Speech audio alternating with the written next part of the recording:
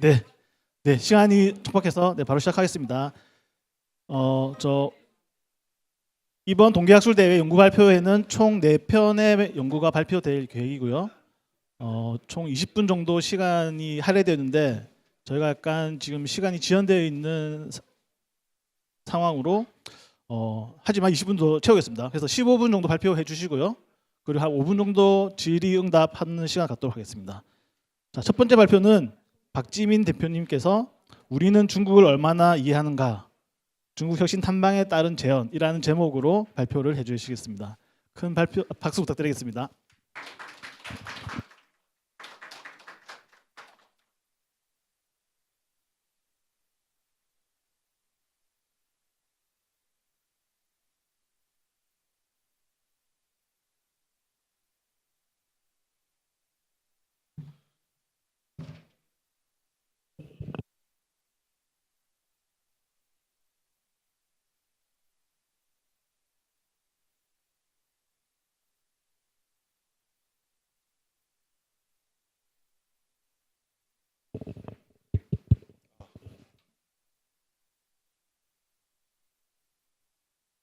네, 저에게 주어진 시간이 15분이라서 EBS 교양 과목 듣듯이 편하게 들어주시면 됩니다. 네, 저는 현재 한국경영학회 산업계 이사로 있고 주식회사 36KR 코리아의 한국 대표를 맡고 있는 박지민입니다. 반갑습니다. 네, 들어가기 앞서서 저희 회사를 간단하게만 소개해드리자면 저희는 미국의 나스닥에 상장이 돼 있고 작년 7월 달에 한국의 FDI 조건으로 한국에 진출을 했습니다. 가장 큰 사업은 미디어랑 데이터 사업인데요. 중국에서 3억 명의 구독자를 갖고 있고 경영학과 교수님들이시니까 이해하기 쉽게 말씀드리면 FM가이드 같은 사이트도 갖고 있습니다. 그래서 중국, 홍콩, 싱가포르, 일본에 진출해 있고 한국은 작년에 진출해 있습니다.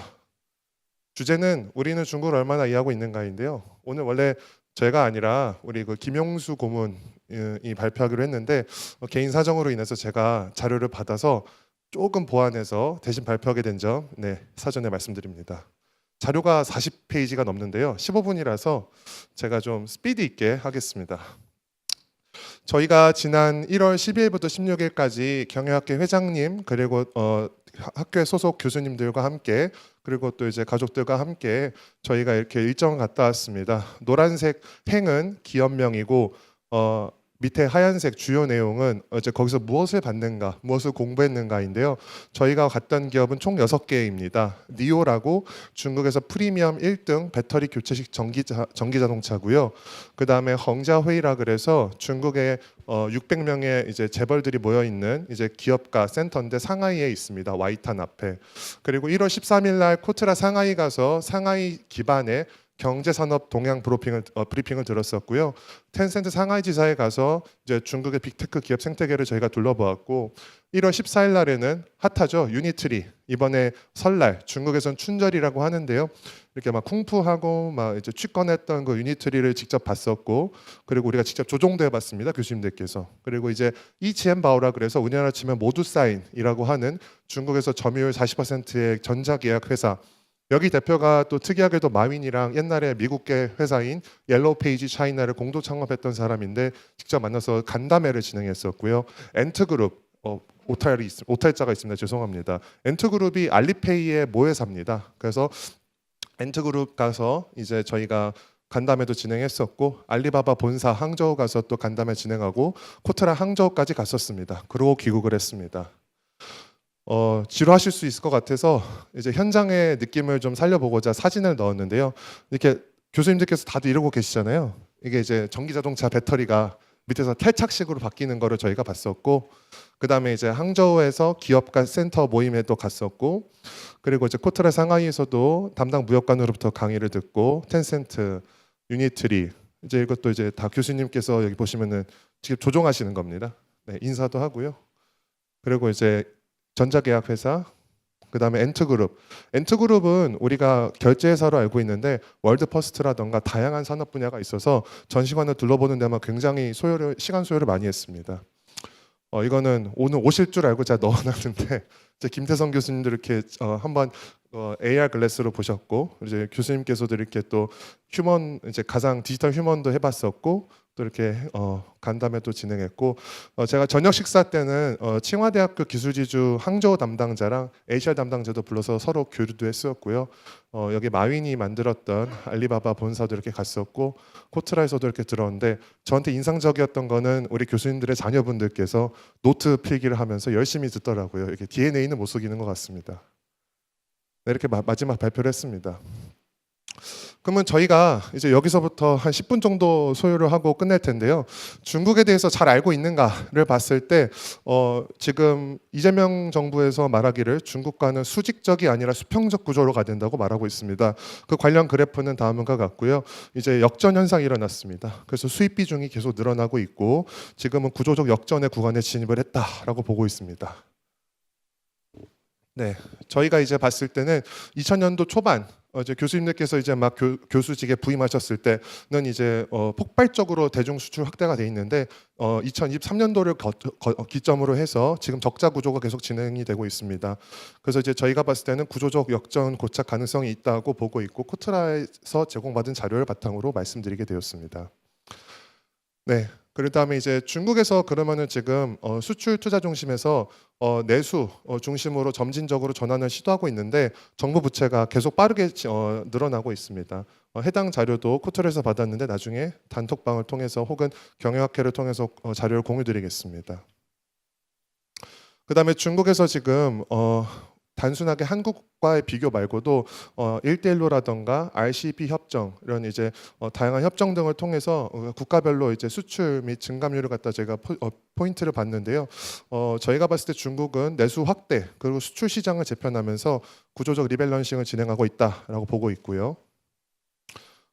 그림이 잘렸습니다. PDF라서. 중국에서는 1차 5개년 계획 53년도 열렸을 때는 1번부터 10번까지를 이제 강조하다가 중국 제조를 강조했다가 지금은 이제 15차 5개년 계획을 강조하고 있습니다. 15차 5개년 계획의 최종 버전은 조만간 열릴 양회에서 발표가 되니까 그 점을 보시면 될 것 같고요. 저희가 봤을 때 중국에서는 앞으로 이제 반도체, AI, 로봇, 신에너지 등 첨단 산업을 이제 계속해서 중점으로 육성하는데 관련해서 어떤 정책으로 육성하는지는 뒤에서 좀 저희가 보겠습니다. 여기 나왔네요. 그럼 이제 중국 제조 2025는 여러분들께서 잘 아실 텐데 쌍순환 전략, 약간 단어가 센데요. 쌍순환이 뭐냐? 쉽게 말하면 혈관입니다. 그래서 이제 국내 대순환, 국내에서 기술 자립 자강을 통해서 통일된 대시장을 구축하자. 해석하자면은 중국에서도 성심하다, 규제들이 다 달라서 컴플라이언스들이 다 달라서 유통을 촉진하자고 이제 결론적으로는 국내 국제까지 좀 촉진하자. 해서 이 두 가지 중국 제조랑 쌍순환이 맞물려서 공급과 이제 내수 시장 소비까지 가야 된다라는 전략이 있고요. 그러면은 저런 전략 말고도 또 뭐가 있냐라고 봤을 때 1번부터 7번까지 이 전략들이 있습니다. 여기서 우리가 좀 지켜봐야 될 거는 5번인데요. 5번에 보시면은 광동, 홍콩, 마카오 지역이 지금 이제 중국에서 이제 금융 혁신 허브가 되고 있습니다. 보통 우리가 알고 있는 거는 상하이가 금융 혁신이라고 알고 있는데 이제 그 금융 혁신이 일어났고 다시 심천으로 재편이 되고 있습니다. 그래서 제조업 혁신과 금융 혁신이 맞물려져 있는 곳이 광동성으로 가고 있습니다. 이제 중국 중앙 정부에서는 R&D에서는 어떻게 쏟아붓고 있는가라고 봤을 때 이제 10.9%로 이제 성장을 계속하고 있고 저희가 봤을 때 코트라도 봤을 때 그 중국은 기술 자립을 시간의 문제라고 보고 있습니다. 그래서 저희 36KR도 그렇고 코트라도 그렇고 질적 격차로 전환될 가능성이 있다고 보고 있습니다. 그럼 이제 저희가 봤던 기업들을 좀 이제 요약을 했었을 때는 다음과 같고요. 설립 연도들은 다들 이렇게 좀 2000년대 혹은 2000년대 이전에 설립된 회사들이 많은데 핵심 경쟁력은 저희가 좀 정리를 이렇게 해놨고 성장 동력도 간단하게 정리를 해놨습니다. 네. 저희가 봤던 기업 중에 이제 생성형 AI 시장을 가장 잘 다뤘던 회사가 이제 알리바바였습니다. 알리바바가 Q1이라고 하는 치엔1이라고 하는 이제 LMM을 갖고 있는데요. 중국의 생성형 AI 시장은 이미 국가 특허 출원 건수로만 봐도 미국을 상대적으로 앞지르고 있고 이미 이제 2023년부터 2026년까지 꾸준히 이제 시장 규모가 확대되고 있음을 보고 있습니다. 육성 정책은 뭐가 있냐라고 봤을 때 도입기와 확장 감독 그리고 융합까지 왔는데요. 이제 융합에서 보면은 AI 플러스 정책을 갖고 있습니다. 그래서 AI랑 의료, 반도체, 배터리 다방면의 산업으로 가고 있고요. 오른쪽에 보시면은 중서부 지역을 왜 써놨냐? 중국은 동수서산이라는 정책이 있습니다. 동쪽에서 숫자를 가지고 서쪽에서 데이터 처리를 한다라는 말이 있습니다. 동쪽은 뭐가 있냐? 북경, 천진, 상하이, 항저우, 닝보, 심청, 광저우 다 인구 밀집 지역이죠. 서쪽으로 가면 뭐가 있습니까? 뭐 스촨 여기 보시는 것처럼 충칭, 산시, 꾸이저우가 마오타이로 유명한 지역입니다. 이 지역은 이제 산과 들이 넓게 있는데요. 이 지역에서도조차 AI 인재를 산학 협력을 하기 위해서 장안자동차, 화웨이, 그다음에 이런 시안교통대, 화웨이, 텐센트들이 이제 산학 협력, 우리나라로 치면 중소기업 계약학과 이런 식으로 좀 인재를 키우고 있습니다. 중국의 휴머노이드 육성 정책도 여전히 이제 100%는 아니지만 25년까지 핵심 부품이랑 이제 국산화율을 갖다 70% 목표를 달성을 했고요. 이제 2023년부터 시작된 휴머노이드 로봇 혁신 발전 가이드라인을 통해서 지금 계속해서 자립을 하고 있습니다. 최근에도 이제 또 다양한 데서 연락이 오고 있는데요. 우리가 봐야 될 곳은 유니트리가 아니고 유니트리 그 뒷배경에 있는 뭐 액추에이터라던가 모듈 이런 관절에 관련된 기업들 이 중국의 심천 이제 항저우에 넓게 퍼져 있다라는 거 보시면 될 것 같고 이거는 이제 중국에서 자체 평가한 내용을 갖다 제가 갖고 왔는데요. 이거는 어디 공개되진 않은 내용인데 중국에서 봤을 때 약점은 자기네가 봤을 때 고성능 반도체에 여전히 의존적이고 고정밀 핵심 부품이 여전히 부족하고 기초 이론이라든가 알고리즘 연구가 여전히 필요하다라고 보고 있습니다. 중국에서는. 그래서 중국에서는 단순하게 심천이 로봇의 생태계라고 보고 있지 않고 심천, 베이징, 상하이, 항저우 이 4개 지역이 각자 특징을 가지고 이제 로봇에 대한 접근을 하고 있습니다. 그럼 이제 이 로봇을 하는 데 있어서 흔히 말하는 피지컬 AI가 중요하지 않습니까? 그럼 피지컬 AI를 갖다가 중국에서 어떻게 정책적으로 육성하느냐라고 봤을 때 AI 플러스라는 것을 갖고 있습니다. 그래서 AI 플러스의 이제 주요 목표는 이제 4가지고요. 주요 정책은 5가지인데 이 5가지에서 첫 번째가 우리나라에 도입돼야 될 것입니다. R&D 보조금인데요. 중국에서는 이제 어느 정도 석박사 이제 QS 랭킹에 이제 등록된 이제 대학 202건 안에 대학에서 학위를 받으면은 한 10페이지 정도 쓰면은 5억 정도를 줍니다. 우리나라는 굉장히 많은 페이퍼 요구를 하죠. 그래서 이제 그 점이 중국의 행정적 혁신이다라고 볼 수 있고요. 차이나 AI 2030은 아마 우리가 중국 제조 2025를 다음으로 중요시 봐야 될 이제 정책이자 단어입니다. 이제 차이나 2030이 지금은 2030년까지 목표인데 중국 자체적으로 봤을 때는 아직은 2026년이지만 2030년까지의 단계를 거의 다 이뤘다라고 보고 있습니다. 그래서 이제 뒷장에도 나오지만 중국의 대학들이 대거 네이처지 학술 인용 건수라던가 이제 굉장히 많은 이제 높은 성과랑 이제 순위를 기록하고 있습니다. 뭐 다음은 중국의 자율주행 육성 전기차 정책인데 이제 중국에서도 라이더 센서 시장도 이제 84%까지 마켓 쉐어가 올라갔고 심천이랑 우한에서는 이미 이제 자율주행 택시가 운영 중에 있습니다. 진짜 사람이 없는 택시가 심천 항복판에서 운영 중이니까 나중에 혹시나 기회 되면 가보시면 좋을 것 같고요.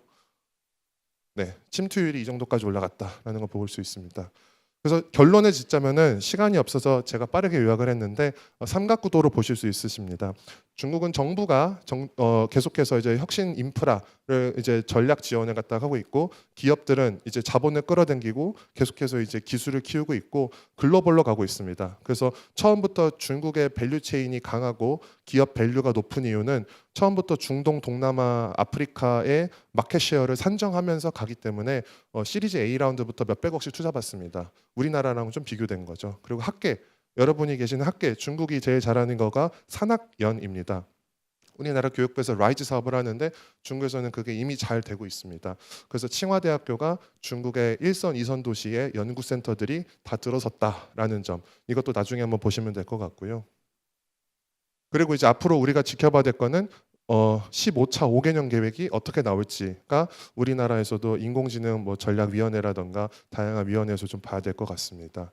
항저우 같은 경우에는 저희가 가봤지만 제일 중요한 중국의 도시 중에 하나인데요. 중국에서 1200만 명 규모를 갖고 있는 도시인데 평균 연령이 40세가 안 됩니다. 그래서 소비가 굉장히 빠르게 일어나고 있고요. 항저우라는 도시 근처에 보시면은 진화, 진화에도 정말 많은 동대문 같은 이제 상권들이 이제 널리 퍼져 있고, 그다음에 이제 닝보에는 이노비즈, 월드클래스 같은 기업들이 한 4,000개 정도 있습니다. 그리고 이제 짜싱, 샤오싱 여기도 다 원단, 염료 쪽이고요. 네, 시간이 거의 다 된 것 같아서 항저우에서 육소룡이 어떻게 컸는지, 또 이제 저희가 봤을 땐 지역 플랫폼 정부가 결합된 집합적 경쟁 우위 모델이다라고 볼 수 있고, 중국에서 이렇게 좀 최근에 나온 자료에 따르면은 중국 대학들이 탑 10을 지금 이루고 있다라고 볼 수 있습니다. 그래서 중국의 이런 판교 같은 단지가 그럼에 따라서 200개 이상이 분포가 되어 있고요. 중국에는 이노비즈 같은 월드클래스 같은 기업들이 지금 20만 개 정도 돼 있습니다. 네, 그래서 저희가 봤을 땐 시사점은 5가지고요. 시간이 없는 것 같아서 중국 코트라 무역관의 의견은 총 8가지로 나눠지고 있습니다. 그래서 단순 제품 수출을 하면 안 된다. 현재 이제 중국은 미래 계획이 아니라 현실에 와 있다. 그리고 이제 기술 경쟁을 넘어서서 생태계, 시스템 경쟁을 하고 있다가 코트라의 주요 결론이었습니다. 네, 그래서 이제 한국은 이제 제가 봤을 때 재정립을 할 필요가 있다라고 보고 있고, 이거는 한국의 대기업인데 대기업에서는 한국의 투자를 이제 그만하고 중국으로 넘어가서 다양한 수요 파악을 하고 있습니다. 저희랑 같이 하고 있는데 아마 우리나라 대기업들이 향후 중국에서 해당 수요 파악을 계속해서 진행하고 기술 R&D 투자를 더 확장할 계획인 것 같습니다. 네, 결론은 다음과 같고요. 저희가 봤을 때는 퍼스트 무버가 되지 않고 지금 중국을 계속 벤치마킹 하려고 하는 경향이 있는데, 이렇게 팔로워로 가다 보면은 미래를 개척하는 게 한계가 있다고 봅니다. 그래서 저도 이제 기업에서 있지만 계속해서 1번부터 5번 중에 5번 여러분들이 계신 학계에서 정부 기업에 계속 건의를 해주셔서 이 모델을 강화하는 것이 가장 중요하다고 저희는 보고 있습니다. 여기까지 발표를 마치고요.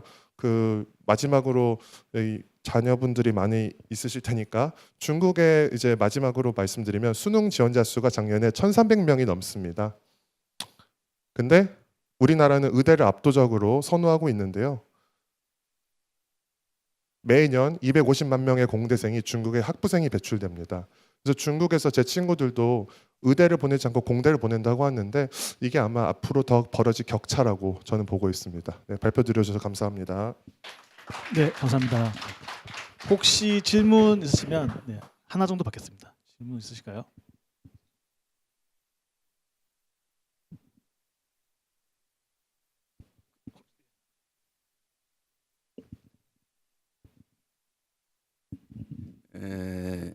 한국양재정보연구원 원장 강철승입니다. 발표 잘 들었습니다.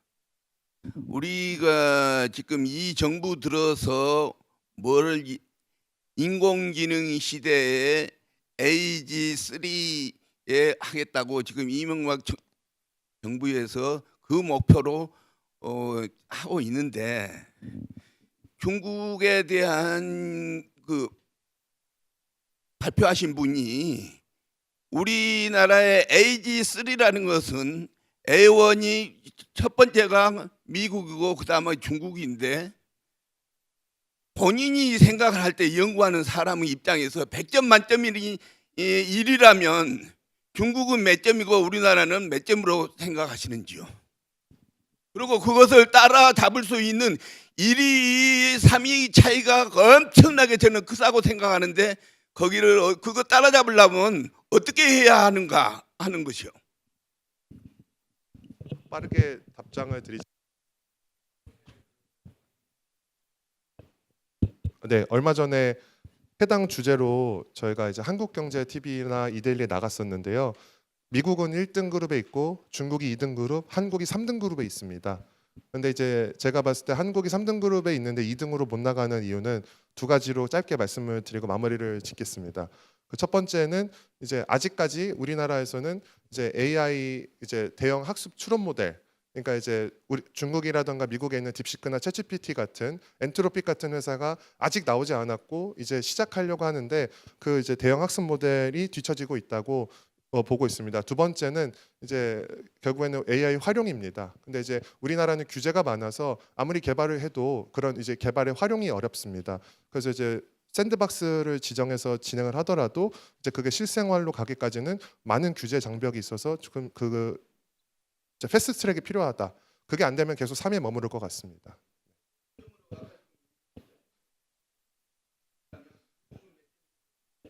저는 제가 잘 모르겠습니다. 네. 그 답변은 이제 나중에 한번 시간 괜찮을 때 다시 논의하도록 하겠습니다. 네. 다시 한번 박진 대표님께 박수 부탁드리겠습니다. 네, 그럼 다음 발표로 빨리 이제 진행하겠습니다. 다음은 한성대학교 김영수 교수님께서 한국경영학회 70주년 기념 뉴 비즈니스 패러다임 단행본 발간 기념 발표를 해주시겠습니다. 큰 박수로 모시겠습니다.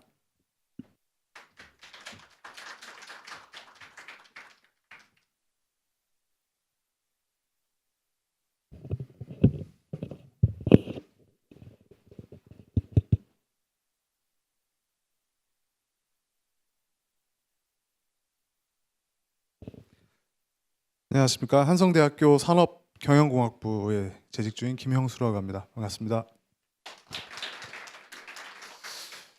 제가 다른 학회나 모임 가면은 그래도 허리 이상은 되는데 학번이 이제 91학번이거든요. 근데 경영학회만 오면 거의 막내예요.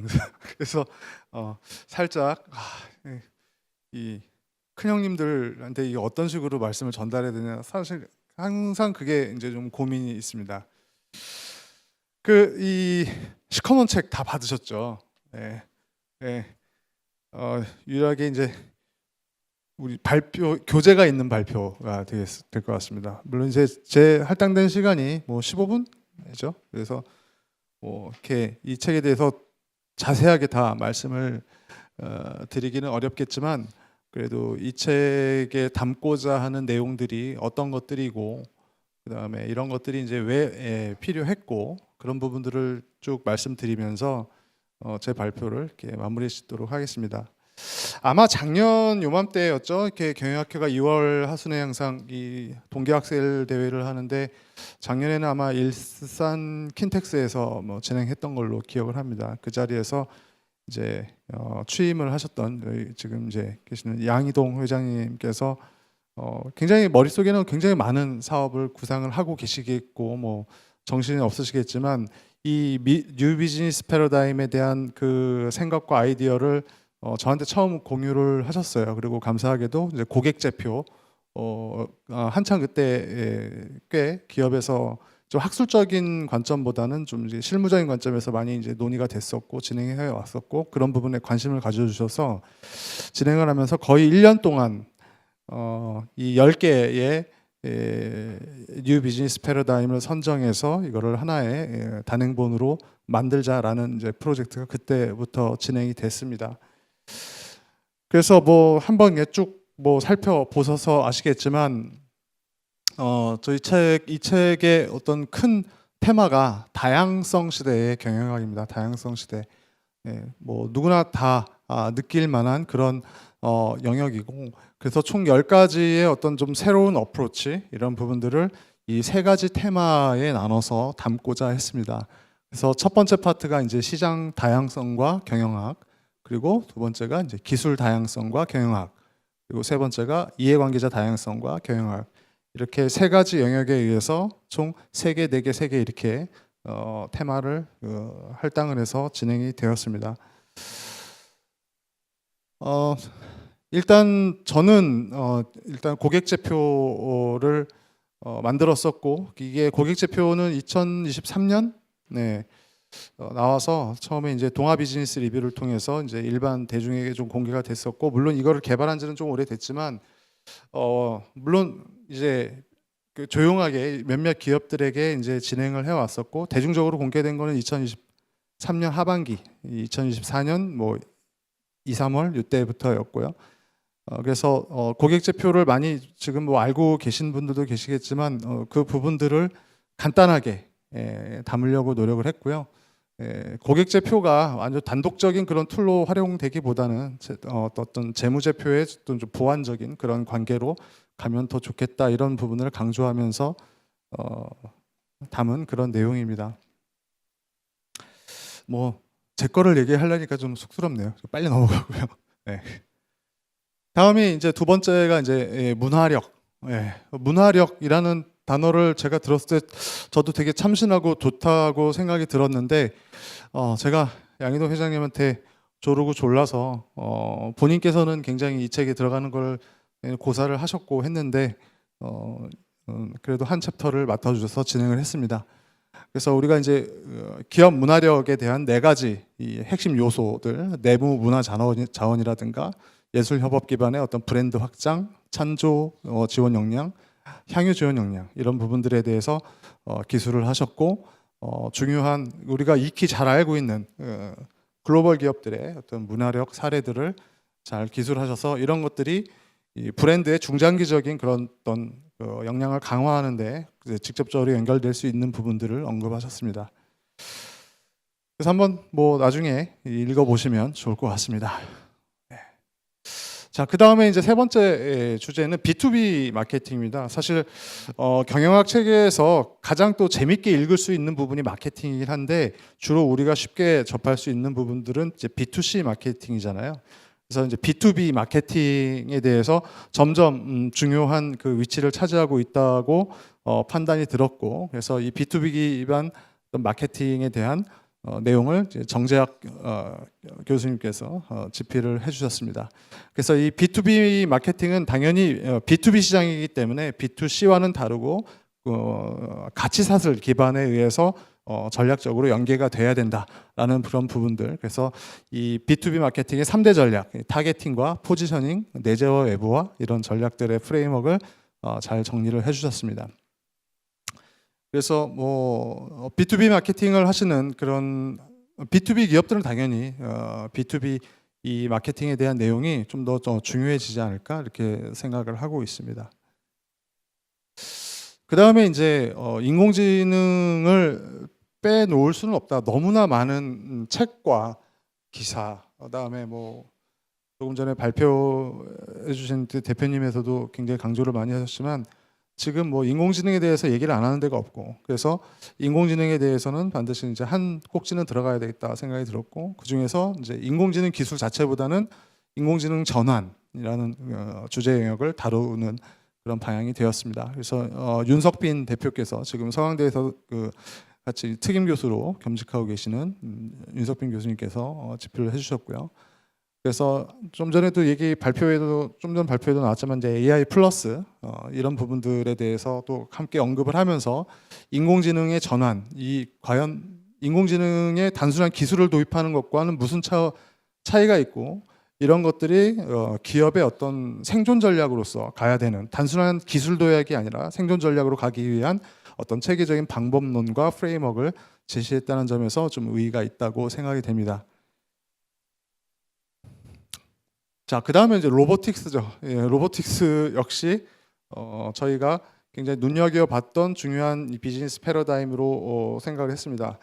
오늘 뭐 이 명예헌당에 이제 들어가신 두산 같은 경우도 뭐 두산 로보틱스 뭐 다 아는 기업이고, 아까 이제 화려한 동영상에서도 많이 나왔지만 이 로보틱스라는 것들이 AI와 마찬가지로 단순히 어떤 제조업의 어떤 생산성의 어떤 역량을 강화하는 그런 차원이 아니라 이 로보틱스를 도입하고 운영을 함으로써 생산 라인뿐만 아니라 이 소비자 쪽, 고객 쪽, 즉 프론트 라인 쪽에도 굉장히 중대한 변화를 일으킬 수 있다라는 그런 접근을 가지고 계십니다. 그래서 박진영 건국대학교 교수님께서 이 로보틱스가 제조업뿐만 아니라 유통, 물류, 소매, 서비스 산업 전반에 걸쳐서 로보틱스가 적용될 수 있고 향후에는 이제 그렇게 돼야 된다라는 그런 부분들에 대해서 다양한 관점으로 이야기를 풀어주셨습니다.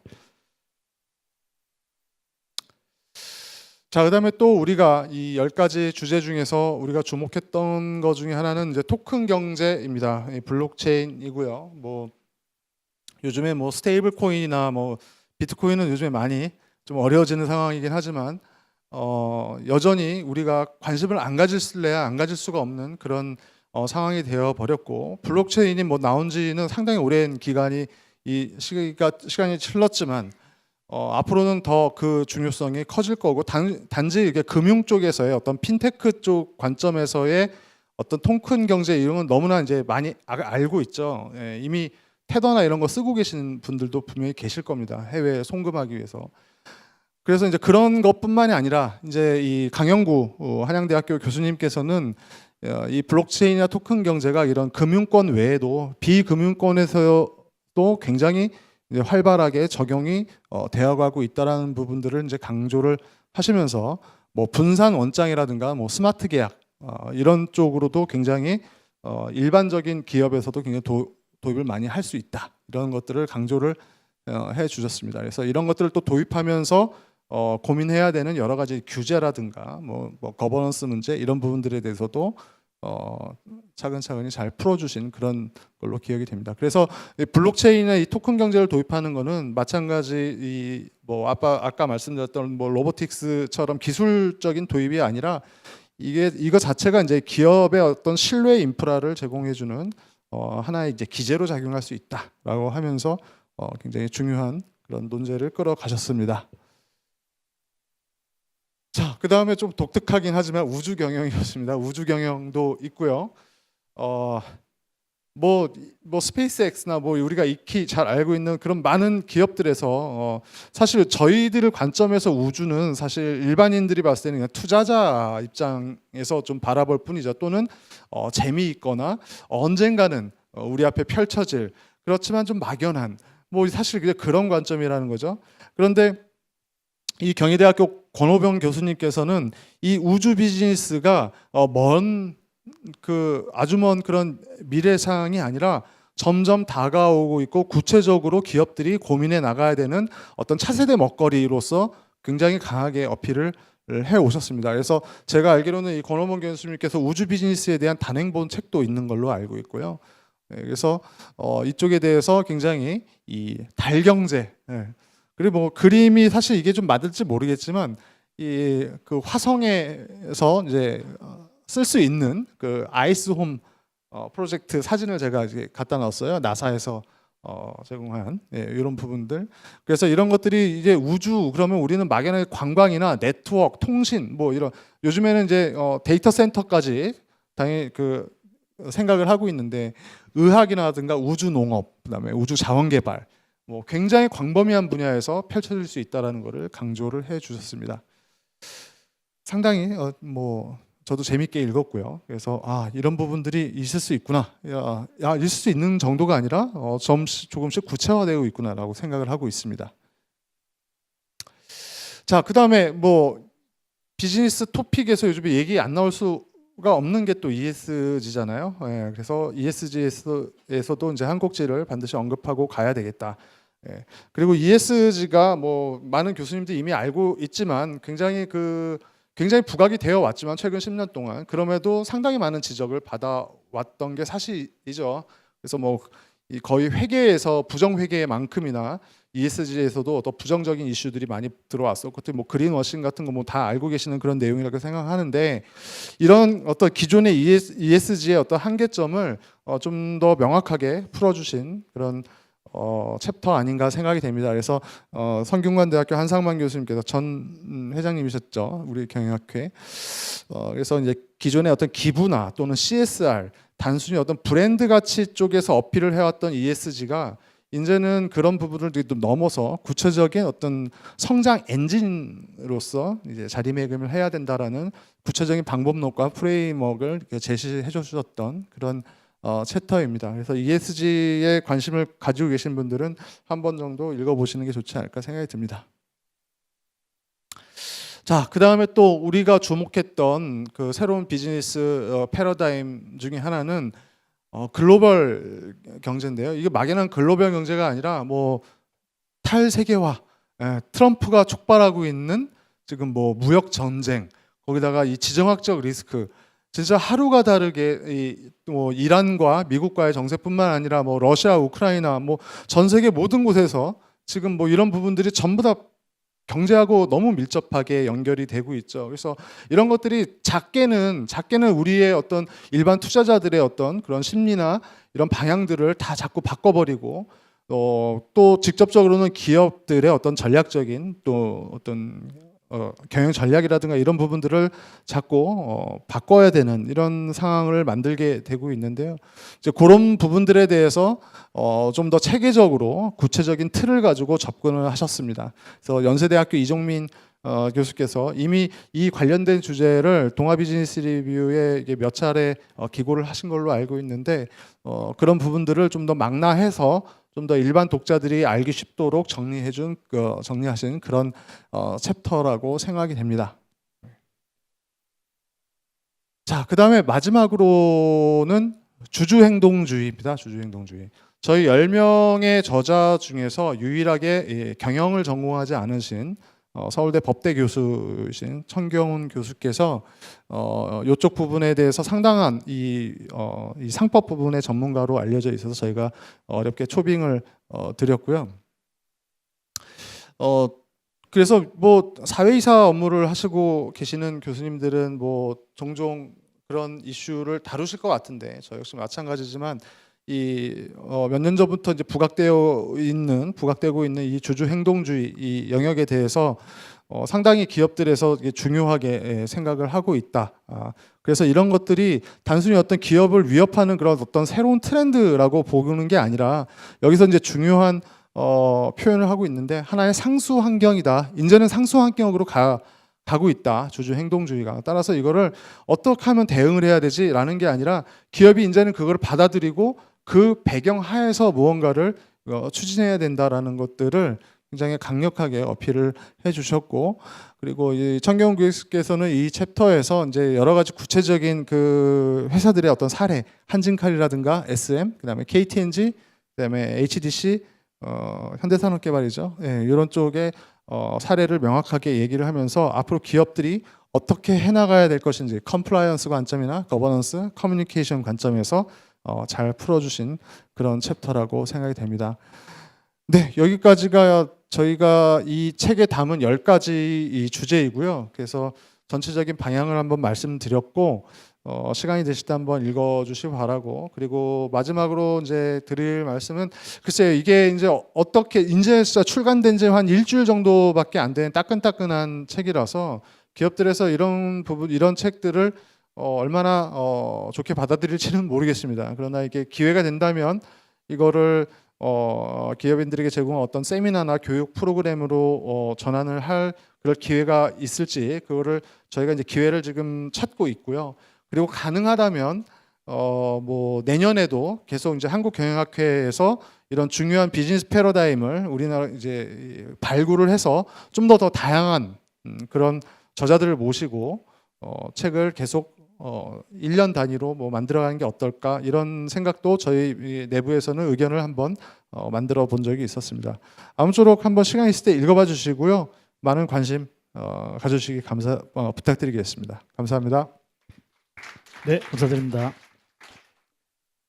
자, 질문 혹시 시간 있을 때 다 끝나고 다시 한꺼번에 하도록 하겠습니다. 자, 다음 발표는 대구대학교 서민교 교수님께서 최근 행정통합 논의와 TK 행정통합 경험 이준 시사점이라는 주제로 발표를 해주시겠습니다. 저희 서민교 교수님을 단상으로 모시겠습니다. 박수 부탁드리겠습니다.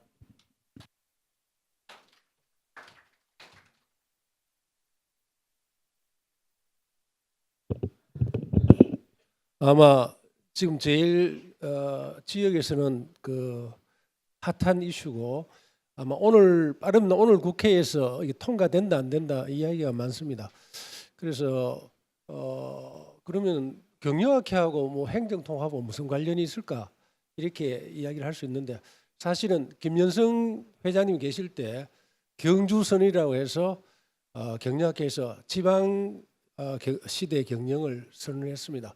그래서 그 당시 그 행정학회나 경제학회도 안 하는데 경영학회가 이런 문제에 관심을 가진 데 대해서 상당히 그 이슈를 끌었습니다.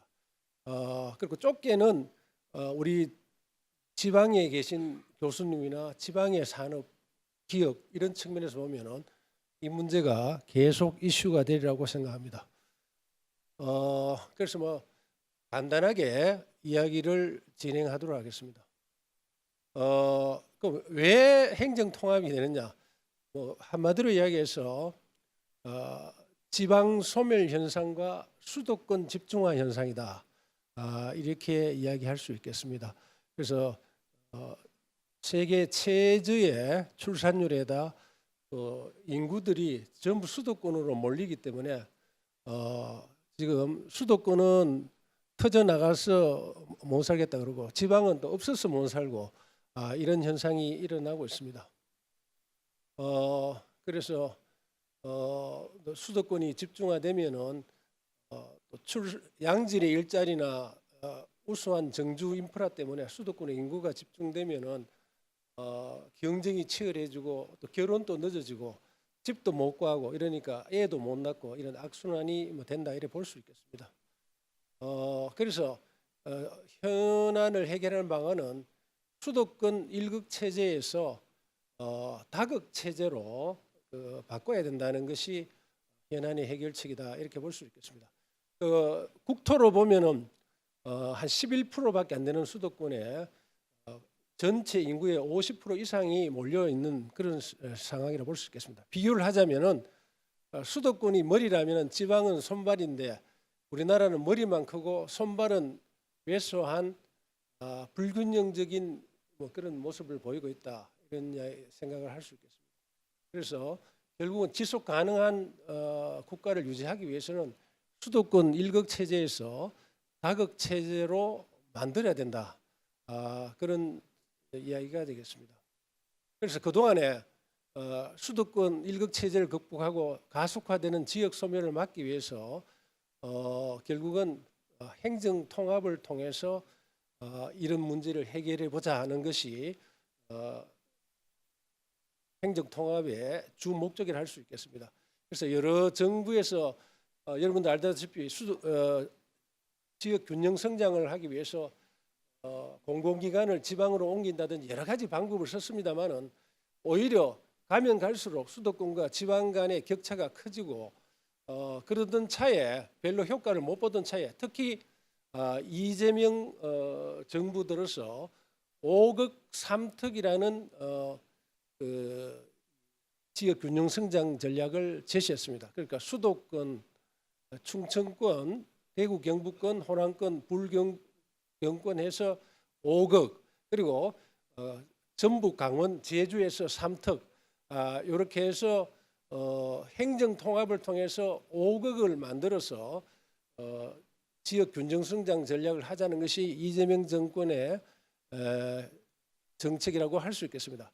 그래서 이걸 하기 위해서 다른 어떤 정부보다도 강력한 미끼를 던졌습니다. 일단 뭐니 해도 돈이 문제죠. 그래서 1년에 5조씩 해서 행정 통합을 하는 데 대해서는 4년간 최대 20조 원을 주겠다. 그리고 서울시에 준하는 그런 위상 강화를 하고 공공기관을 이전할 때 통합하는 행정 자체에 대해서 우선적으로 공공기관을 이전시켜 주겠다. 그리고 여러 가지 산업 활성화하기 위한 여러 가지 인센티브를 규제를 철폐한다든지 이런 걸 주겠다. 과거 정권에 비해서 확실하게 당근을 던졌습니다. 이렇게 되니까 현재 어떻게 되는가 하면 크게 보면은 대전 충남, 광주 전남, 대구 경북은 통합하자 이렇게 해가 진행이 되고 있고 지금 뭔가 하면 대구 경북과 광주 전남은 여야가 합의해서 특별법을 지금 올렸고 대전 충남은 마지막에 국민의힘에서 이 반대 의견을 내놓아서 어떻게 될지 모르겠습니다. 반면에 부산 경남은 조금 다른 스탠스를 취하고 있습니다. 뭔가 하면 일단 올해 6.3 선거에서 통합하느냐 마느냐 주민 투표를 하고 난 뒤에 부산시장과 경남도지사를 뽑고 난 뒤에 28년에 총선 때 한 사람으로 다시 뽑자 이런 식으로 단계적으로 접근하는 데 비해서 대구 경북, 대전 충남, 광주 전남은 어쨌든 지금 밀어붙이고 있고 약간 광주 전남이나 대구 경북에 비해서 대전 충남은 아까 말한 대로 국민의힘에서 뒤에 약간 반발하고 있어서 결국은 5분 그 국회에서 통과되지 않겠느냐 이렇게 생각하고 있습니다. 그래서 우리가 이 행정통합의 역사가 제일 깊은 데가 바로 대구 경북입니다. 그래서 쭉 몇 번이나 될 듯하다가 또 안대가 깨어졌다가 여러 가지 논란을 일으키다가 이제 막상 이제 지금 진행이 되고 있습니다. 그래서 이걸 행정 통합을 보게 되면은 우리가 나관중 삼국지 연이 제일 앞에 보게 되면은 천하대세 분구 필합 학구 필분이다. 세상이란 게 분열이 오래되면 또 합치게 되고 합쳤다가 또 깨지기도 하고 이게 세상 사는 건지도 모릅니다. 언제는 뭐 또 대구 경북이 같이 하다가 또 깨졌다가 다시 또 합치자. 뭐 세상이 돌고 도는 게 또 인생살이라는 생각도 듭니다. 그래서 뭐 간단하게 넘어가도록 하겠습니다. 그래서 뭐 왜 그러면 대구 경북의 얘기를 보면은 결국 기업 M&A 측면에서 보게 되면은 우리가 M&A도 압도적인 인리에 대응하기 위해서 약자들이 합쳐가 덩치를 키우자는 이야기를 합니다. 뭐 그런 전략이라고 볼 수 있겠습니다. 그리고 우리가 그 유럽의 뭐 EU 되겠습니다만은 기본적으로 뭐 영국은 나중에 탈퇴했습니다만은 독일, 프랑스, 이태리, 영국이 서로 2차 대전 때 뭐 총수고 하던 놈들이 왜 나중에 이렇게 합치자고 하느냐?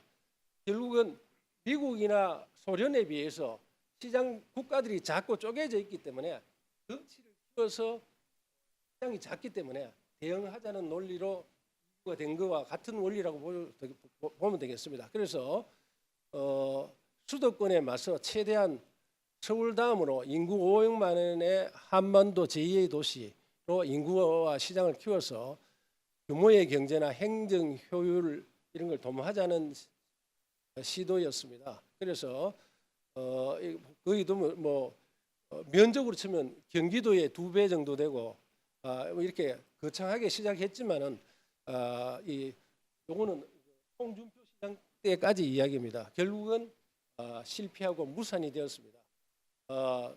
늘 통합에 대해서 문제가 되는 게 역시 그 절차의 정당성이 문제가 됩니다. 그래서 그 시도민의 공감대 형성 이런 게 부족한 상태에서 지사나 이 시장이 정치권이 위에서만 입을 모아가 하자 이런 식으로 되고 지금 어떻게 보면 정부가 탑다운 드라이브를 거는 게 이게 과연 정당하냐? 시도민의 의사를 묻고 이런 게 너무 절차가 부족하다. 이런 점에서 문제가 되고 실제로 통합을 해서 어떤 시너지 효과를 낼 거냐. 이런 문제가 굉장히 설계를 어떻게 할 거냐. 그래서 그 내부에 들어보면 명칭부터 도청소 예를 들면 시 통합체 그 수도를 어디에 둘 거냐부터 시작해서 중복되는 기관의 통폐합부터 시작해서 또 이 수도권에 대항하기 위해서 덩치를 키워서 대항하자지만은 합치게 되면은 그 안에서도 또 솔림 현상이 쉽게 해서 경북 쪽에서 보게 되면 대구로 솔림 현상 이런 것들에 대한 문제 여러 가지 산 넘고 물 건너 너무너무 문제가 많습니다. 그래서 뭐 이래 등등 짧게 이야기를 넘어가도록 하겠습니다. 그래서 결국은 요거는 홍준표 시장과 이철우 도지사가 하다가 그만둔 때까지 이야기입니다. 그래서 절차의 타당성 문제. 그래서 진짜 통합의 그 대상이 되는 시민이나 도민 입장에서는 뭐 자세한 내용도 모르고 위에 사람들끼리 정치적 이렇게 막 탑다운 방식으로 진행된다는 점에서 절차의 정당성 문제. 그리고 아까 우리가 결혼하기도 힘들지만은 이혼했는 놈을 다시 결합하려면 얼마나 복잡하겠습니까? 그래서 아까 명칭이나 청사 위치, 소외지역 대책 뭐 여러 문제들이 엄청난 문제들을 얼마나 세밀하게 설계할 거냐.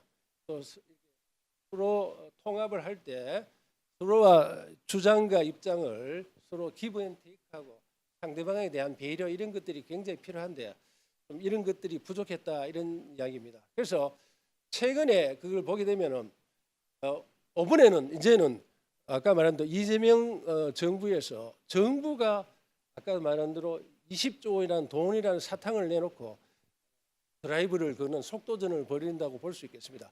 그래서 이 대통령도 이야기한 것처럼 이게 충남 대전 충남뿐만 아니라 광주 전남 대구 경북 세 군데까지 되니까 20조씩 해도 결국 세 군데 하면 60조 아닙니까? 그 재원 마련을 어떻게 할 거냐 이런 문제가 있고 그러면 또 이 통합 안 하는 삼특이라든지 다른 데는 그러면 자들은 돈 주면서 우리는 왜 안 주느냐 이런 형평성 문제 이런 것들이 제기가 되고 일단은 5조 크는 거는 대구 경북도 결국은 이 20조 크는 이것 때문에 속도전에 편성하게 되는 겁니다. 실제로 1년에 5조 그러면은 이게 광주의 26년도 1년 예산이 3조 7천억 정도밖에 안 되는데 5조라 하는 것은 엄청난 돈이라고 볼 수 있겠습니다. 대구에도 1년 예산이 11조 7천억인데 1년에 5조를 더 받는다 그러면 한 43% 예산을 더 받게 되니까 이걸 이 엄청난 인센티브다 이렇게 볼 수가 있겠습니다. 그래서 결국은 누구나 수도권에 대항하기 위해서는 통합을 하자는 것은 일치하는데 문제는 속도나 방법이 문제입니다. 그래서 가장 일반적인 거는 먼저 이혼했다가 다시 합치기 위해서 세부적인 조건을 다 합의하고 난 뒤에 그렇게 합치자는 것이 일반적인 이야기가 되겠습니다. 거기에 비해서 지금 벌어지는 일은 우선 20조 주고 여러 가지 혜택을 주니까 우선 먼저 합치고 놓고 세부적인 거는 나중에 조정하자는 식으로 진행되는 두 가지 방법이 있겠습니다. 그래서 어떻게 보면은 선합의 후 통합하는 것이 제일 좋은 방법입니다만은 아까도 얘기한 것처럼 전에 대구 경북에 해보니까 이런 게 억지로 맞춰놓으면 또 이걸 제시하고 이거 맞추기가 쉽지 않습니다. 그래서 어떤 의미에서는 우선 일을 벌려놓고 뒤에 조정하자는 게 현재 특히 아까도 이야기한 것처럼 그 엄청난 인센티브를 만약에 5분에 대구 경북이 하지 못하면은 그러면 이것도 인센티브도 못 받고 우리만 소외되는 게 아니냐. 무조건 일단 해보고 하자. 이런 선통합 후 합의 방식이 지금 그런 식으로 진행되고 있다고 이렇게 보실 수 있겠습니다.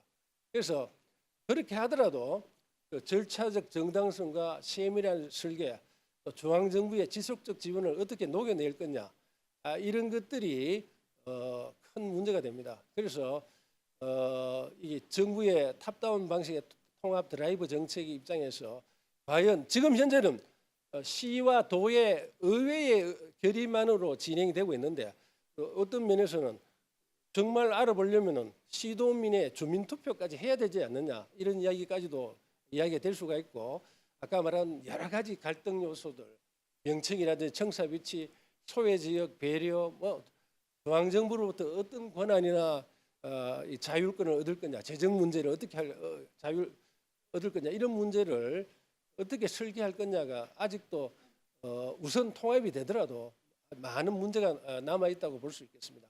그래서 이렇게 빨리 통합이 되더라도 세밀한 설계가 필요하다. 그래서 속도는 높이되 준비가 더 철저해야 되는데 결국은 우리가 기업 간 M&A도 포스트 멀저 인테그레이션이 더 중요하듯이 앞으로 아까 여러 가지 그런 문제를 어떻게 통합 후에도 조정할 거냐가 문제가 됩니다. 그래서 일반적으로 지금 현재 이제 아까도 얘기한 것처럼 대구시 예를 들면 도하고 의결해 가지고 주민투표까지는 아니지만은 한번 합치자 이렇게 됐습니다. 그 다음 단계가 지금 이제 특별법이 됩니다. 이 특별법이 되고 그 다음에는 그렇게 하더라도 역시 그 주민들의 의사 이런 것들을 어떻게 소통하고 할 건지가 문제가 되고 그래서 그리고 또 한 가지 문제는 이제 만약에 5분에 6월 말까지 오늘 내일 국회에서 통과되면 6월 3일 날 지방선거에서는 대구시와 경상북도 합쳐가지고 한 명의 지자체장을 뽑게 되고 7월 1일부로 통합이 되는데 문제는 이제 실제로 여기 나오지만은 우리가 오늘 국회에서 논의하고 있는 이 특별법은 중앙에서 이만큼 권한과 돈을 가져와서 통합해도 된다는 것이 그 특별법이라면 실제 중요한 거는 통합시의회에서 가져온 권한과 돈을 안에서 어떻게 나눠 가질 거냐, 이 룰을 정하는 특별 조례 이런 것들이 앞으로 정하는 게 실질적인 문제가 될 수가 있겠습니다. 그래서 이 문제는 아직도 특별법이 통과돼서 이게 설령 합쳐지더라도 그 안에 있는 갈등이나 이런 문제를 잘 해결하지 못하면은 우리가 그 포스트 멀저 인테그레이션 실패가 통합이 실패하듯이 아직도 산 넘고 물 건너 아직 일이 많다는 이야기고, 결국은 마지막에는 악마는 디테일에 있다는 그런 일이 있듯이 어떻게 통합 후 우선 선통합 후 나중에 조정하더라도 어떻게 그런 갈등이나 이런 문제를 잘 해결하는 걸 할 거냐가 굉장히 중요한 문제고, 결국 마지막에는 이 생각에는 예를 들면 경상도나 대구 시민 입장에서 그럼 통합하기 전보다 통합을 하고 난 뒤에 먹고 사는 게 얼마나 더 나아졌느냐, 실질적인 그런 비전이나 그런 걸 피부에 와닿는 걸 보여줘야만 실질적으로 이 통합이 성공할 수 있다고 생각합니다. 그래서 관심 있게 봐주시고, 아직은 국회에 설령 통과가 되더라도 그 안에 여러 가지 갈등을 어떻게 해결할 거냐, 아직 많은 문제가 있고, 그런 문제를 해결해서 통합하기 전보다 통합하고 나니까 먹고 사는 게 낫고, 분명히 수도권 일극 체제에 대항해서 지역이 그만큼 더 살기가 좋아졌다는 것이 입증이 돼야만 성공적인 통합이 될 거라고 생각합니다. 아직도 진행형입니다. 이상으로 마치겠습니다. 네, 감사합니다. 자, 그러면 마지막 발표 들어보도록 하겠습니다. 서강대학교 조봉순 교수님께서 한국 상장기업의 S 관련 활동 지속 가능 보고서 분석 결과에 대해서 발표해 주시겠습니다. 조봉순 교수님을 큰 박수로 맞이하겠습니다. 박수 주십시오.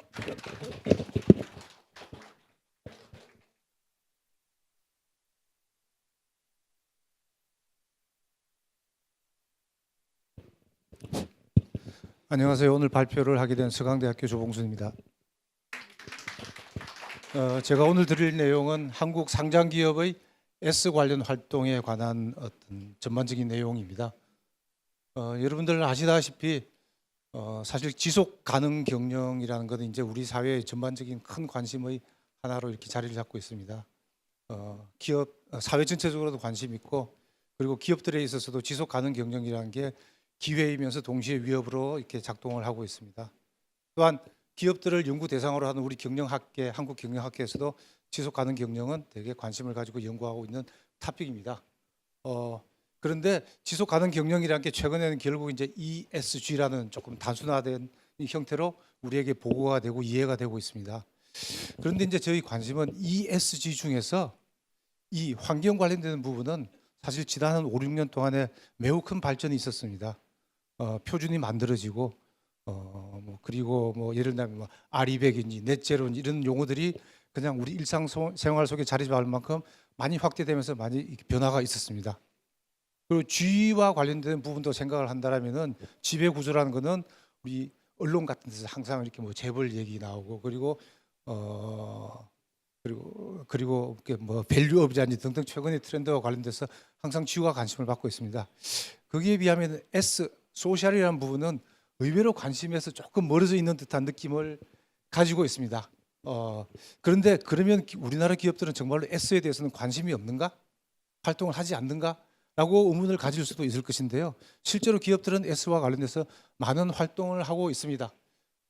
ESG 활동 중에서도 S 관련 활동에 가장 많습니다. 우리 이상민 교수님 2022년도 논문에도 보면은 지속가능 보고서에서 이런 얘기가 나와 있거든요. 그래서 S와 관련된 부분 연구가 많음에도 불구하고 우리의 관심을 받지 못하고 있는 게 사실입니다.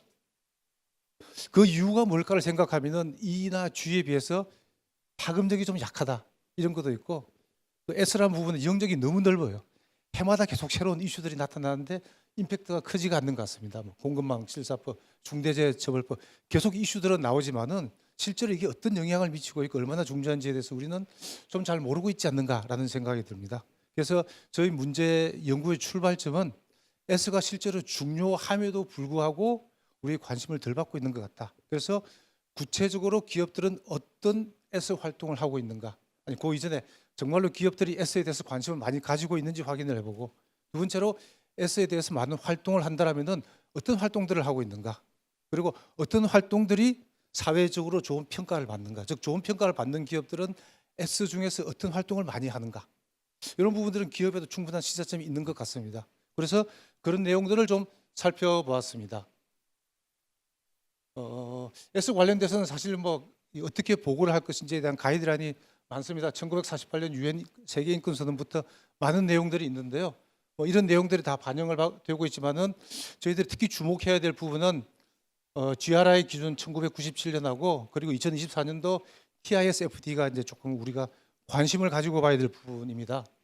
GRI 기준이 중요한 이유는 우리나라 기업들 지속 가능 경영 보고서 100% GRI 기준 적용합니다. 전 세계적으로도 GRI 기준은 대부분이 적용을 하고 있습니다. 따라서 GRI 기준이 어떤 내용들을 기업들이 보고하는지를 보고하는 기준이 되기 때문에 조금 살펴봐야 될 필요가 있을 겁니다. 지금 많이 쓰는 것은 2021년도에 개정된 GRI 기준을 주로 쓰고 있습니다. 양이 957페이지입니다. 엄청나게 많습니다. 그래서 읽기가 쉽지가 않은데요. 어쨌든 GRI 기준이 되게 중요하기 때문에 살펴봐야 되는데, GRI 기준을 보면요, 한 자리 숫자가 있고 두 자리 숫자가 있고 세 자리 숫자가 있는데, 한 자리 숫자는 전반적인 원칙을 얘기를 하고, 두 자리 숫자는 이제 최근에 나온 얘기인데 이건 섹션별로 산업별로 1의 경우에는 석유와 가스 산업에서는 뭘 보고를 해야 되느냐, 1, 2는 석탄 산업은, 1, 3은 어업과 농업에서는, 1, 4는 광업에서는 등등 산업별로 뭘 보고해야 되지라는 기준을 만들었고요. 세 자리 숫자는 2021의 경우에는 이제 지배 구조 쪽 얘기를 많이 하고요. 그리고 3쪽은 환경과 관련된 얘기를 하고, 4는 사회 S와 관련된 얘기들에 대한 기준들을 쭉 설명하고 있습니다. 따라서 우리나라 기업들은 대부분 이 내용들을 가지고 지속 가능 경영 보고서를 쭉 발표를 하고 있습니다. 그래서 200번대, 300번대, 400번대인데 오늘 제가 말씀드릴 것은 400번대에 관련된 내용입니다. 400번대는 여러 가지 내용들이 있는데요. 고용, 노사관계, 산업안전, 교육훈련, 다양성, 차별금지 등등 이런 내용들이 주로 포함이 되어 있습니다. 즉 기업들은 이러한 S와 관련된 내용들을 보고를 하고 있고, 그게 지속가능 경영 보고서에 포함이 되어 있습니다. 그리고 이제 2024년도에 만들어진 글로벌 협의체로서 TISFD라는 게 이제 만들어졌습니다. 아직까지는 임팩트가 없는데 곧 영향을 좀 미치지 않을까라고 생각을 합니다. 우리가 TCFD가 만들어지면서 사실 클라이미트 관련된 부분이 되게 통합이 된 것처럼 사회 관련된 부분도 TISFD가 많이 영향을 미치게 될 것 같아요. 2026년도에 이제 최종적으로 공식 기준을 만든다고 했기 때문에 아마 올해 발표돼서 나올 것 같습니다. TISFD는 기본적으로 어떤 식인지 하면은 S와 관련되는 것 중에서요, on workforce, 우리 회사 내부 직원, 그리고 밸류 체인상의 공급망에 있는 직원들, 소비자, 그리고 지역사회, 즉 이 people과 관련된 것을 우선적으로 보고를 하게 되어 있습니다. 이 people이 결국 이코노미에 영향을 미치고, 이코노미가 사회에 영향을 미치고, 그 결과 우리 네이처나 클라이미트에도 영향을 미친다는 이런 큰 프레임워크이거든요. 그래서 기본적인 생각은 기업이나 재무, 파이낸셜 인스티튜션, 금융기관들과 사람들과의 관계를 얘기를 하는데, 기업들이 개인한테 임팩트를 줍니다. 급여를 주기 때문에, 그리고 일할 환경을 보장해 주기 때문에, 그리고 또한 반대로는 사람들이 어떤 휴먼 캐피탈을 가지고 있느냐, 어떤 역량을 가지고 있느냐, 사회적으로 어떤 소셜 캐피탈이 있느냐에 따라서 비즈니스가 잘 될 수도 있고 못 될 수도 있기 때문에 서로 디펜던트하다는 겁니다. 기업이 만약에 개인한테 잘못하게 된다면 리스크가 생깁니다. 리걸 리스크가 있고 오퍼레이션 리스크가 생깁니다. 피플과 관련된 부분이 잘못된다면 사회 전체적으로 불안감이 높아질 것이고, 사회적인 이니퀄리티로 인해서 사회적인 불안감이 문제 있습니다. 이것도 문제가 된다는 겁니다. 그래서 이런 프레임워크로 S와 관련된 부분을 보고를 하자라는 게 TISFD인데요. 아마 2026년도에 기준이 나오면은 우리 기업들도 저 프레임워크에 따라서 보고를 하게 될 것 같습니다. S와 관련돼서 이제 여러 가지 복잡한 영적 이슈가 있는데, 기본적으로 가장 힘든 이슈는 S라는 건 결국 사람과 관련되는 건데 사람인데 어디까지 포함할 거냐라는 게 문제입니다.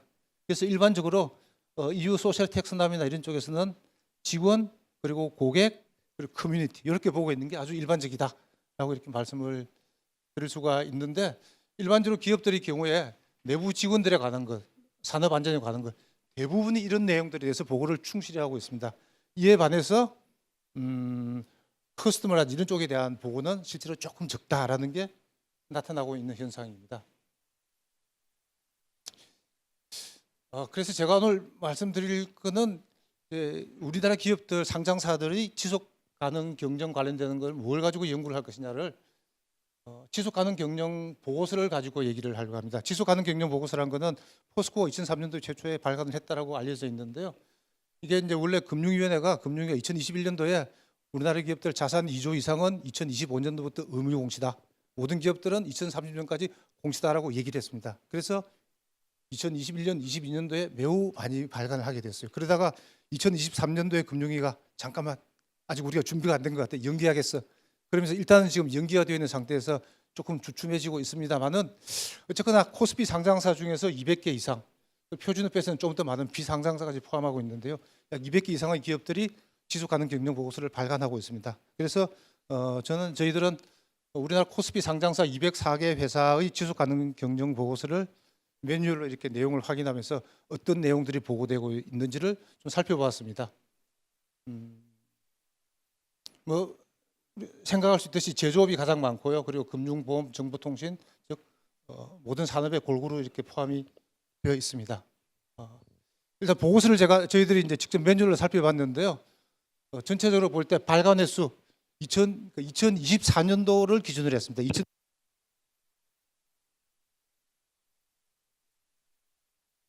하는 경영 보고서였습니다. 기업들 봤더니 발간 횟수가 6.33회, 그러니까 보통 한 6번, 7번 정도 발간했다라는 거고요. 총 페이지 수는 평균 110페이지 정도 된다는 113페이지고요. 근데 그 중에서 E와 관련되는 게 16페이지, S와 관련된 게 28페이지, G와 관련된 게 14페이지. 양으로 보면 S가 가장 많습니다. 그리고 또한 중요한 게 이제 더블 머티리얼리티, 이중 중대성이라는 걸 이제 회사에서 전략적으로 올해는 우리 회사가 어떤 이슈를 중점적으로 다루겠다라고 정한 게 있는데요. 평균 약 7개 정도 되거든요. 그 중에서 S와 관련된 영역이 3개 정도 됩니다. 즉 이슈 중에서도 약 40% 정도가 S와 관련된 이슈를 다루고 있습니다. 그래서 이런 내용들을 본다면은 ESG 중에서 유행은 덜 타지만 S가 역시 가장 많은 관심을 가지고 있는 거다라고 볼 수가 있겠습니다. 그리고 보고 기준의 경우에 GRI 기준은 뭐 대부분이고요. 그리고 사스나 TCFD 등도 적용되고 있고요. 이제 저희들은 나름 인권, 구성원, 커뮤니티, 고객, 정보 보안 이런 기준을 가지고 실제로 어느 정도 내용이 보고되고 있는지를 살펴보았습니다. 살펴보았더니 전체적으로 인권 관련된 게 10% 이하, 내부 직원 관련된 게 45%, 지역사회 커뮤니티가 21%, 고객 관련된 게 11%, 데이터 이슈가 5% 이런 정도로 나타나고 있습니다. 즉 내부 직원에 관한 S 관련 활동이 가장 많이 보고되고 있다는 겁니다. 업종별로 약간의 차이는 있지만 그렇게 큰 차이는 없었습니다.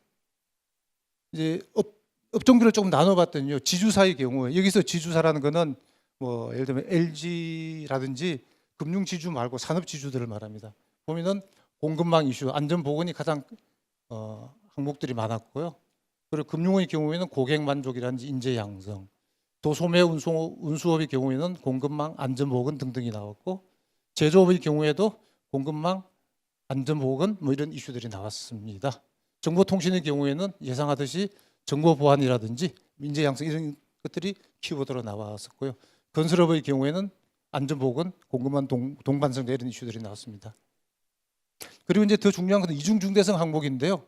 이걸 가지고 보면 조금 달라요. S의 경우에는 산업안전이 그냥 압도적으로 많은 숫자로 나왔습니다. 금융사의 경우에는 정보보안과 소비자 보호를 우선적으로, 도소매업의 경우에는 안전보건, 고객 만족, 제조업은 산업안전 공급망. 아마 우리의 상식과 그렇게 벗어나지 않는 결과로 나왔던 것 같습니다. 정보통신업은 정보보호였고요. 건설업은 산업안전 등등으로 나왔습니다. 그리고 이제 저희들이 또 하나 살펴본 게 KCGS S 등급이라는 것은 뭐냐면은 우리 한국 ESG 기준원에서 기업들, 상장 기업들을 ESG를 얼마나 잘하고 있는지를 평가를 합니다. 평가를 해서 S, A 플러스 A, B 플러스 B, C 플러스 C, D 이렇게 7가지 등급으로 나누거든요. 그래서 어떤 기업들이 높은 등급을 받는가에 대해서 살펴보았습니다. 살펴보았더니 결과적으로 유의미하게 나온 건요. S 페이지 수가 많을수록, 그러니까 보고서 양을 많이 쓰는데 그 중에서도 S 쪽 관련된 보고서 양이 많으면 대체로 S 관련된 평가를 잘 받더라. 그리고 발간 횟수가 많을수록 대체로 좋은 평가를 받더라라는 결과가 나왔고 그 외에 뭐 중대성의 내용이라든지 형식이라든지 이런 거는 의외로 생각보다는 유의미한 결과가 나오지 않았습니다. 그래서 이런 이유에 대해서는 저도 여러 가지로 생각을 하고 있는데요. 일단 요약해서 말씀드리면은 상장기업 지속가능 보고서에서는 S가 가장 많은 비중을 차지합니다. S 중요합니다. S 중에서 내부 직원 커뮤니티 이런 내용입니다. 이중 중대성 항목에서는 S가 평균 반 정도 되더라. 산업안전, 공급망, 동반 성장, 인권 등등이 여기 있고 산업별로 차이가 보입니다. 등등의 내용입니다. 실제로 더 많은 내용들 저희들 분석을 했지만은 오늘 발표 시간 관계상 핵심적인 내용만 좀 말씀을 드렸습니다. 그런데 이제 문제는 지속 가능 경영 보고서라는 게 회사가 자발적 공시를 하는 거다 보니 와싱을 하기 위해서 하는 경우도 있을 수가 있고요. 그리고 자기들이 잘한 것만 보고를 하기 때문에 약간은 바이어스가 있을 수도 있고 뭐 등등 문제는 샘플의 문제라든지 디스클로즈 바이어스도 있을 것이고 있겠습니다. 그리고 임팩트 보는 에포트 중심의 평가. 사실은 활동을 하고 결과로 사회적인 어떤 변화가 있었는지를 보는 게 맞는데 그것보다는 우리가 어떤 활동을 했다, 투자를 얼마를 했다, 예를 들면 매출액 대비 사회공헌 비중이 얼마인지, 투자를 얼마나 했다, 뭐 이런 내용들을 하다 보니 임팩트보다는 인풋 중심을 했다는 게 사실은 문제이긴 하지만은 뭐 앞으로 좀 개선돼야 될 부분이라고 생각합니다. 그리고 마지막으로는 산업별로 분명한 좀 차이가 있습니다. 예를 든다면 지역 사회 관련된 거는 석유 정제업, 광업 쪽에서는 훨씬 더 중요하고 좀 차이가 있거든요. 그래서 저희들이 약간은 분석을 해봤습니다. 산업별로 구체적인 내용과 관련돼서 여기는 제가 보이는 건 지역 사회 관련된 활동은 어떻게 차이가 있을까를 봤더니 금융사 뭐 등등에서 조금씩 차이가 있습니다. 그래서 향후 연구에 있어서는 산업별 특징을 좀 다르게 살펴보는 게 조금 더 의미가 있을 것이다. 라는 정도를 말씀을 드릴 수 있겠습니다. 이상으로 간략하게 저희 연구 보고를 마치겠습니다. 네, 발표 감사드립니다. 자, 이렇게 모두 연구 발표의 발표가 끝났는데요. 저희가 시간이 조금 남아 있긴 한 것 같습니다. 3분 정도 남아 있는데 한 분 정도 질문을 받으면 어떨까 싶은데요. 혹시 저희 네 편의 발표 중에서 혹시 이거는 꼭 질문을 하고 넘어가겠다라고 생각하시는 게 있으면 한 분 받고 저희 마무리 짓도록 하겠습니다. 네, 없으면 예, 이렇게 마무리 짓고요. 이렇게 해서 연구 발표회를 모두 마치도록 하겠습니다. 잠시 5분간 휴식하고 3시에 다시 저희가 모여서 이제 확술상 시상식을 이제 진행하도록 하겠습니다. 네, 감사합니다.